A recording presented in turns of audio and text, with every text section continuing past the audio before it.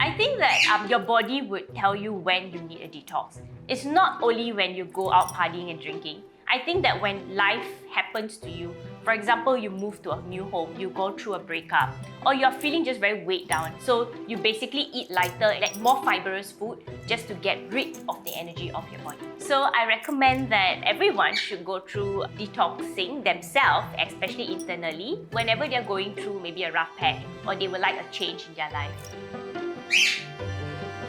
Hi, I share my grandmama's secret. Ask me anything. Hi, I'm Nara. So I'm a modern witch, and this year I turned 34 years old. The whole idea of witchcraft is just working with different earth energies, using different tangible items that become a ritual. And witch is also tying in with the whole concept of a more empowered women who uses maybe magical abilities to help people or help themselves with what they want. So growing up, right, my grandmother was very much like a witch doctor. So she used to help people who think that something was wrong with them in a spiritual aspect. And then after my dad passed on, I went through a rough patch. That's when I met my godmother, Rosina, who's a very famous animal communicator in Hong Kong, and she's also like an alternative lifestyle consultant. She's such a earthy looking mother, and instantly we connected. So I think that the sentimental thing about her is that I felt the need to continue doing what she done.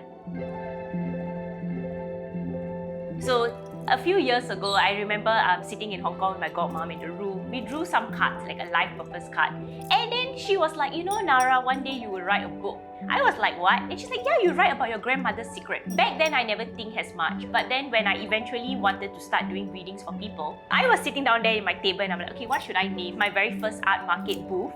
And then I was like, oh, my grandmama's secret. And since then, I've realized that the name just fits everything. And then people kind of get very curious, like, oh, so what's your secret, right? And I'm like, I'm a witch. So my basic service that I provide is divination reading, which is using tarot card and oracle cards to just understand what is going through with them. And then, based on that, I would then craft mojo bags that have crystals and herbs and different oils put together based on what they're going through and how the crystals and the oils can actually go together and they can use it to their best.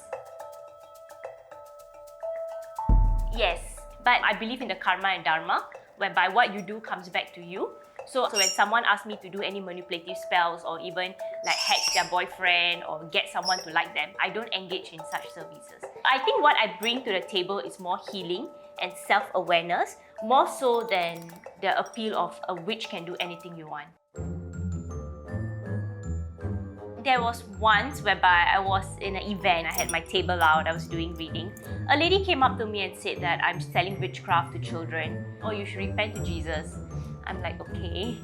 And then a couple of hate emails came in. I feel like everyone has a particular belief system.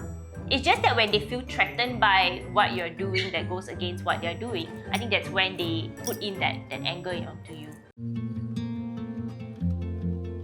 Something very close to heart, me and one of my friends. So we were planning for our next Kali circle. And she happened to come across this little resource that said that there was a Kali temple in the cemetery. And we were super like, oh my god, let's go and check it out, right? We were all excited about it. The moment we reached the shrine, it was a mess and I'm like, how is this a holy place? Beer, plastic offering strings. And then I looked at my friend Diana and I'm like, okay, I guess this is what Kali wants us here for, is to clean her space, you know? So we told ourselves that, okay, we'll come back to do this. So I think it was the early morning then. We all rented a little car and we got all this trash bag, all these gloves. We went to the shrine and we cleaned out the whole thing. See, to me, I feel like this is what Kali energy is about. You don't just work with cutting goats and sacrificing them for no reason. You actually go into her space and ask her what she really wants of you. And you get your answer just like that.